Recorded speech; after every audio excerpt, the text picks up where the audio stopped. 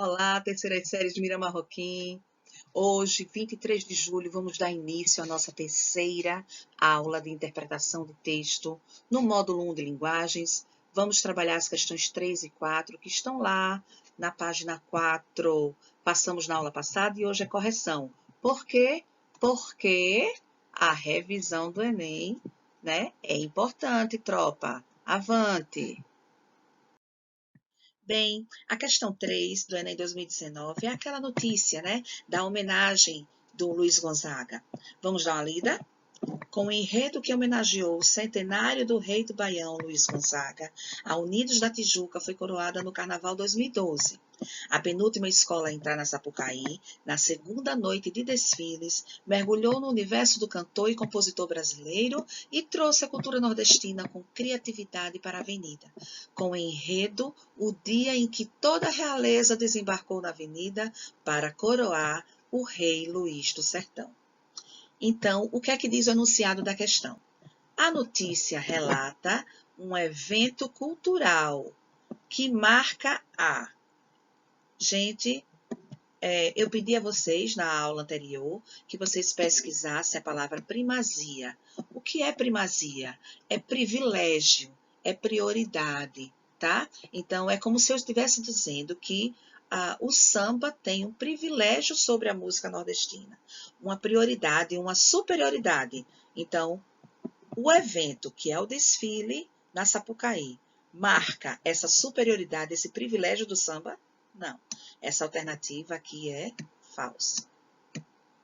E aí, na letra B diz assim, que esse evento marca a inter-relação entre dois gêneros musicais brasileiros. É verdade, né, gente? É o samba homenageando o baião. Então, não deixa de estar certa, né? Existe mesmo essa inter-relação. A letra C diz assim, valorização das origens oligárquicas da cultura nordestina. Existe valorização da oligarquia. O que é uma oligarquia? É um governo de poucos.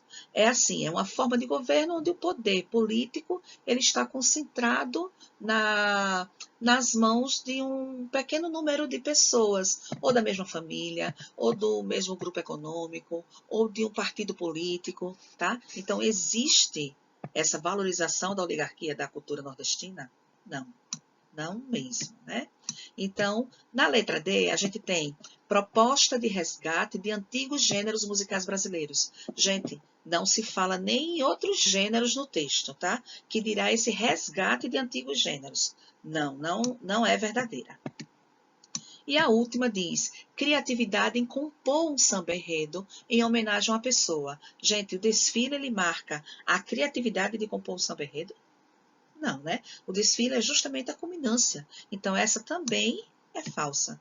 Ficamos, então, com a letra B, né? A inter-relação entre esses dois gêneros musicais, ok? Vamos à questão 4?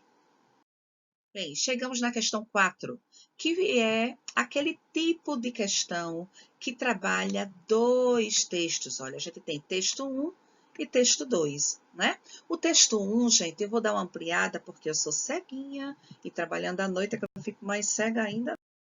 Bom, o texto 1 diz assim, o Estatuto do Idoso completou 15 anos em 2018 e só no primeiro semestre o Disque 100 recebeu 16 mil denúncias de violação de direitos dos idosos em todo o país.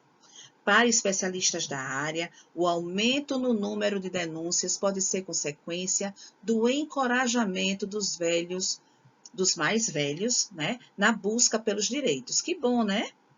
Mas também pode refletir uma onda crescente de violência na sociedade e dentro das próprias famílias. Isso é triste, né, gente? A gente tem visto, né, muitos casos de agressão aos idosos dentro de casa.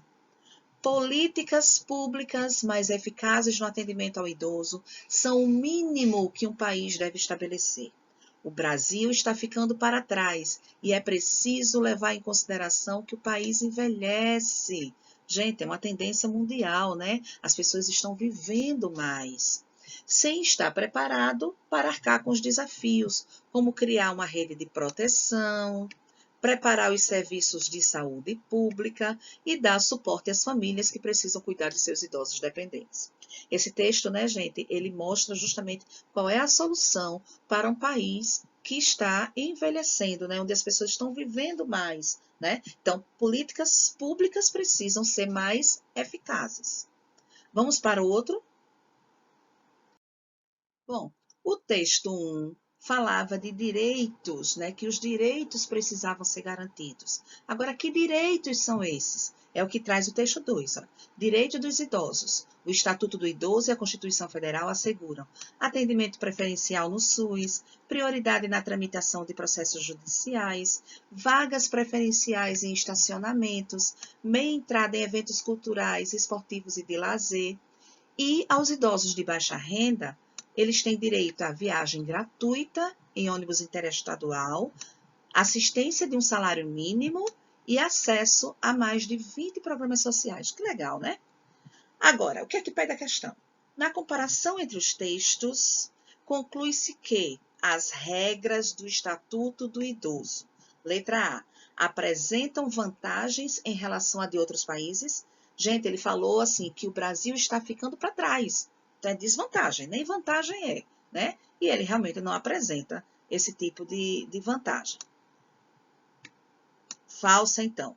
A letra B diz, são ignoradas pelas famílias responsáveis dos idosos. Gente, as regras são ignoradas pelas famílias, isso é muito genérico, né? O que foi falado no texto 1 é que aumentou o número de casos de violência pela sociedade e pela família. Mas isso aqui não é dito, tá? Que as regras são ignoradas. Então, falso. E aí eu tenho a letra C. Alteram a qualidade de vida das pessoas com mais de 60 anos. Gente, as regras alteram a qualidade de vida. A gente pode até dizer assim, que num pano de fundo, né? Isso acontece, mas a gente tem, quando trabalha texto, a gente tem que ver realmente o que está no texto. O texto fala dessa alteração da qualidade de vida? Não fala. Então, também não é a letra C. Né? Parece uma pegadinha, né?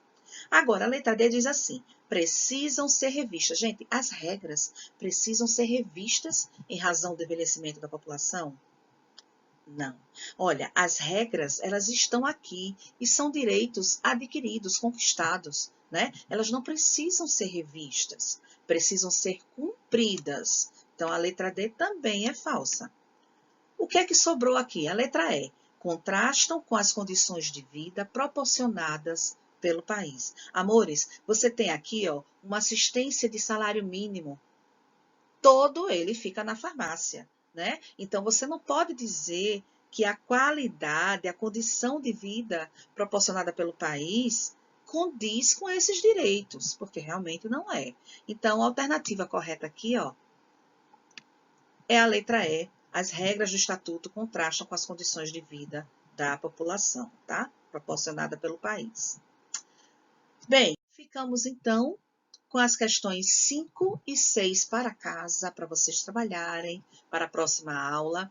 A 5 é também um anúncio publicitário, olha, nesse cartaz, o uso da imagem, a gente chama de texto não verbal, vem ao lado do texto verbal, né? E qual é o objetivo desse uso da imagem ao lado aqui, ó, do texto, certo? Vocês vão analisar os itens e trabalhar para a próxima aula.